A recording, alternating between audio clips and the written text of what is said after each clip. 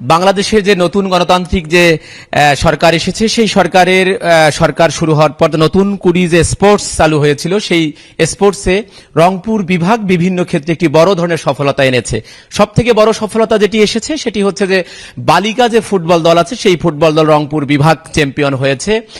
এবং আপনারা জানেন যে সেই দলের যিনি ক্যাপ্টেন ছিলেন অনন্যা, সে মাথায় 9টি সেলাই নিয়েও সে কিন্তু এই মাঠে লড়েছে এবং বিজয় ছিনিয়ে এনেছে। এবং আপনারা আরো জানেন যে এখানকার যে দুটি গোল করেছিল যে ফাইনালে যে কিসকু, সে তার মা তার কোথায় আছে, অন্তত গেল 3 মাস ধরে তার মায়ের সাথে কোনো কথা হয় না। এই ধরনের নানা ধরনের বিষয় কিন্তু উঠে এসেছিল এই খেলায়।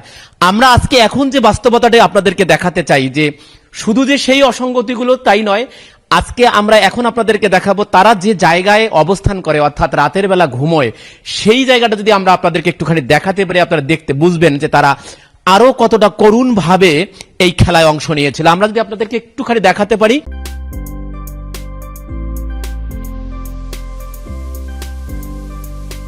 যেটি যে রংপুরের যে সদর উপজেলার পালিচড়া স্টেডিয়াম, সেই স্টেডিয়ামের যে আমি যে জায়গাটিতে এখন দাঁড়িয়ে আছি আপনাদেরকে যদি এখানে একটু দেখাতে পারি যে এই স্টেডিয়ামের একটি দোতলায় তারা অবস্থান করে, যেহেতু তাদের থাকার কোনো সেভাবে জায়গা নাই। আমরা যে তথ্যটি পেলাম যে 25শে এপ্রিল গেল 25শে এপ্রিল যে ঘূর্ণিঝড়ের সময় এই যে গ্লাসটি আছে সেই গ্লাসটি ভেঙে যায়। এই ভেঙে যাওয়ার পর গেল এই 4-5 মাসেও কিন্তু এখন অবধি সেই গ্লাসটি আর মেরামত করে দেওয়ার কিন্তু কোনো সুযোগ কেউই করে ওঠেনি, না জেলা প্রশাসন করেছে, না উপজেলা প্রশাসন করেছে, না ক্রীড়া সংস্থা করেছে। ফলশ্রুতিতে দেখা গেছে যে তারা নিরাপত্তাহীনতার মধ্যেই এখানেই কিন্তু এভাবে একেবারে জীর্ণ শীর্ণ ভাবে তারা বসবাস করছেন। এবং সেই চিত্রটি যদি আপনাদেরকে একটুখানি ক্যামেরায় আমরা দেখাতে পারি, আপনি দেখবেন যে তাদের কতটা জীর্ণ শীর্ণ অবস্থা থেকে তারা বাংলাদেশকে তারা উপহার দিয়েছে রংপুরের বিজয়।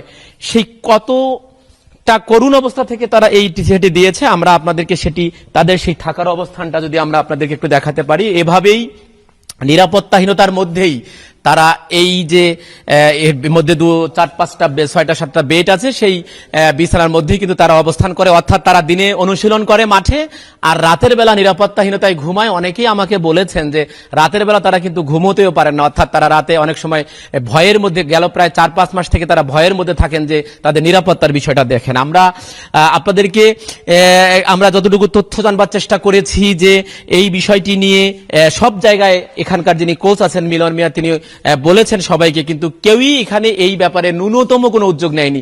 এমনকি কেউ খোঁজ খবরও নেওয়ার চেষ্টা করেনি যে এই বাচ্চারা কিভাবে থাকতেছে, এখানে কতটা নিরাপত্তাহীনতা থাকতেছে, তাদের খাবার দাবার বা অন্যান্য সব কোনো বিষয়ে কিন্তু তারা আসেনি। আমি আপনাদের সাথে এখানে এই জীর্ণ দশা সম্পর্কে এবং একটু যে আমাদের যে অনন্যা যে মাথায় 6টি সেলাই নিয়ে যে কথা এই খেলেছে এই দলকে অর্থাৎ রংপুরকে বাংলাদেশে বিজয়ী করে নিয়ে এসেছে, আমি একটু তার কাছে শুনতে চাই যে অনন্যা এই কি অবস্থা, রাতে এখানে কিভাবে থাকেন?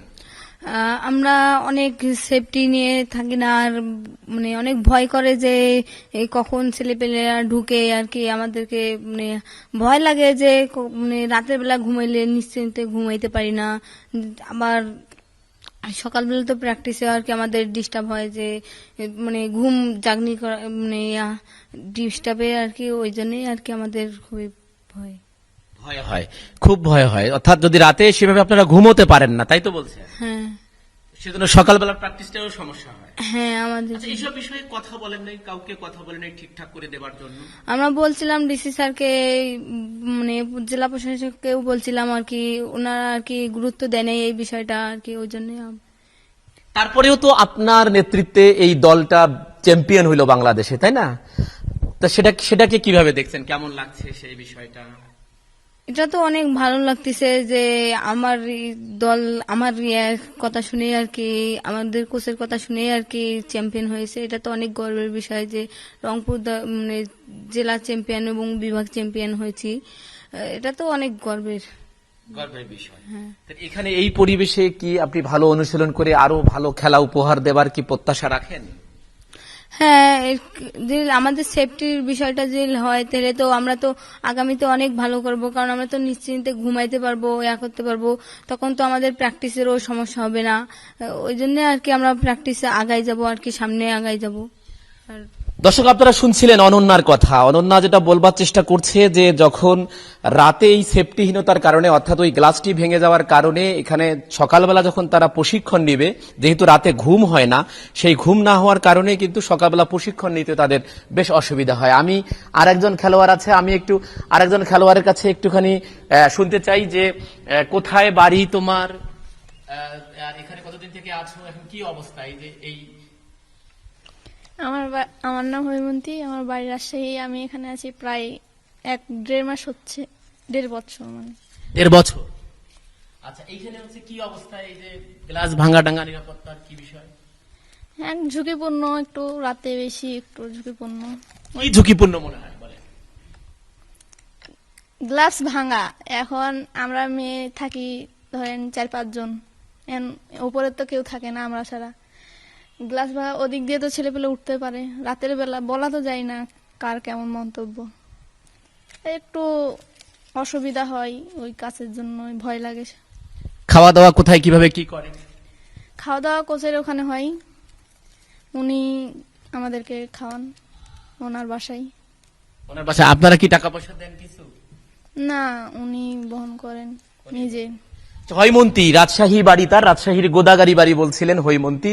প্রায় 1.5 বছর থেকে এখানে প্রশিক্ষণ নেন এবং তিনি খুব ভালো খেলায় অংশ নেন। তিনিও যেটি বললেন নিরাপত্তাহীনতার কথা শুনলেন। আমরা আর একজন খেলোয়াড়ের কাছে একটুখানি শুনতে চাই যে এই যে